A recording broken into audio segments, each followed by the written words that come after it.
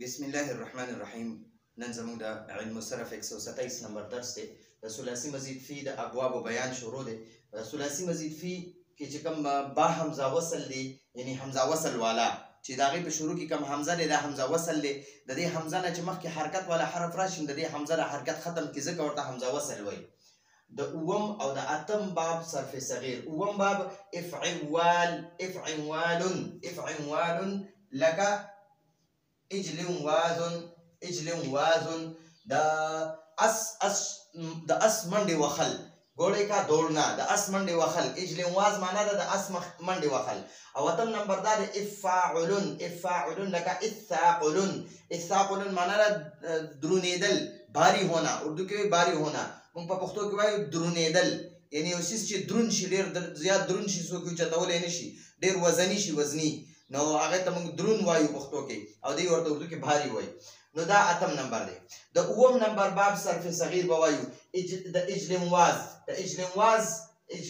واز دا مصدر دی، د ده نه اوس موږ صرف صغیر وایو. اجلم وزه یجلم ویزو، اجلم وزه یجلم ویزو، اجلم وازن. اجلم وزه دا فعل ماضی معروف ده، یجلم ویزو دا فعل مضارع معروف ده.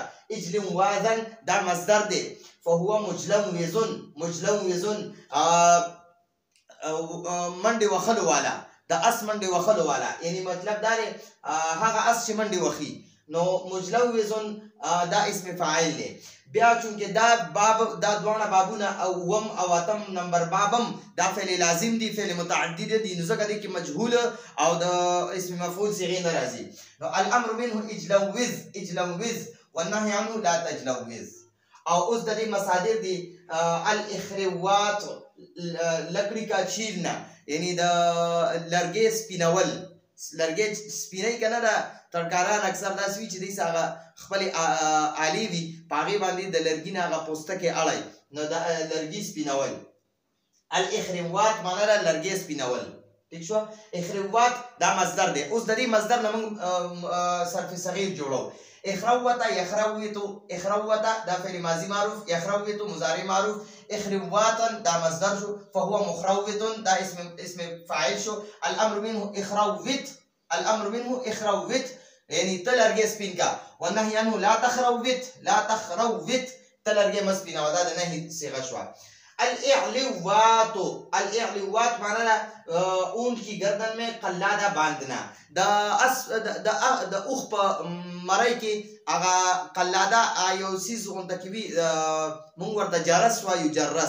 جرس کړنګ غونته کې کوي، جرس وي. دونه د اوسپنې څیز وي، هغې کې دننه داسې د اوسپنې ورکوټې غونته یو بل یو څیز وي، هغه داسې خوځېږي او دا ټنګه غونته کې کوي، نو هغه قلاده هغې ته وایي اردو کې. نو د اوښ په مرۍ کې هغه قلاده تړل. نو اعلوت دا فعل ماضی، دا صرف صغیر دی، فعل ماضی معروف صيغه ده. يعلوت دا فعل مضارع معروف صيغه ده. اعلوات دا مصدر دی، فهو معلوت یعنی هغه د اوښ په مرۍ کې چې هغه جرس تړلو والا. معلوت دا اسم فاعل صيغه ده. الامر منه اعلوت ته د اوښ په مرۍ کې دا قلاده واچوه. والنهي عنه لا تعلوت ته د اوښ په مرۍ کې دا قلاده ماچوه. نو دا صرف صغیرو د باب افعوال، د اووم نمبر باب. اوس د اتم باب صرف صغیر. افاعل لکه اثاقل، باری ہونا. دا اثاقل اصل کې څنګه و، بیا څنګه جوړ شو، نو دا به انشاءالله موږ بیا په علم الصيغه کې بحث کوو، خو دلته کې ابتدایي طلباو دپاره موږ دغه خبرې نه کوو. بس افاعل دا اتم نمبر باب دی، او په دې افاعل د دې مصدر دی اثاقلن، دا وزن دی. افاعلن دا وزن دی، او اثاقلن دا مصدر دی. نو د دې اثاقلن معنا ده درونیدل، بھاری ہونا.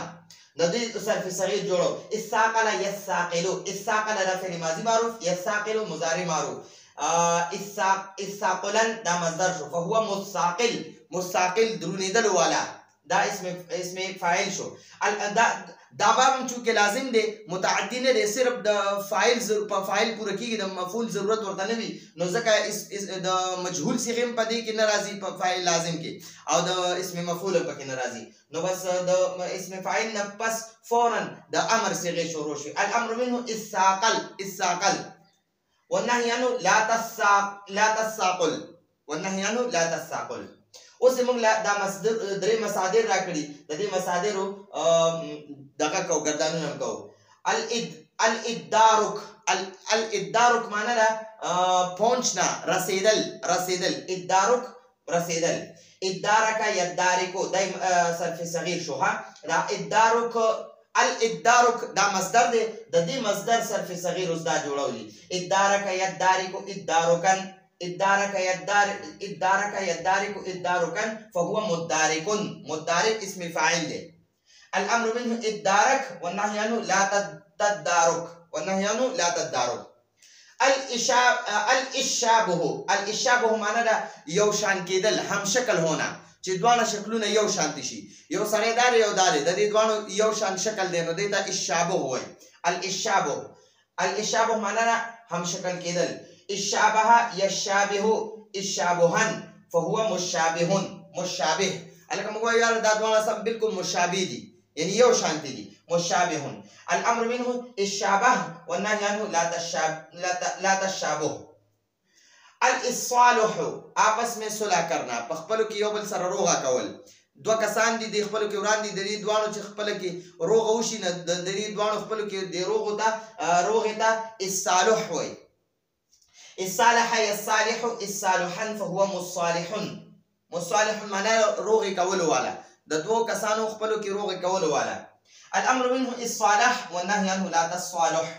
نو دا زموږ سره د ثلاثي مزید فی د ابواب وم نمبر او اتم نمبر بابو نو راتلونکي درس پر اجازه غواړو. هذا هو المرام والله اعلم بحقيقه الكلام.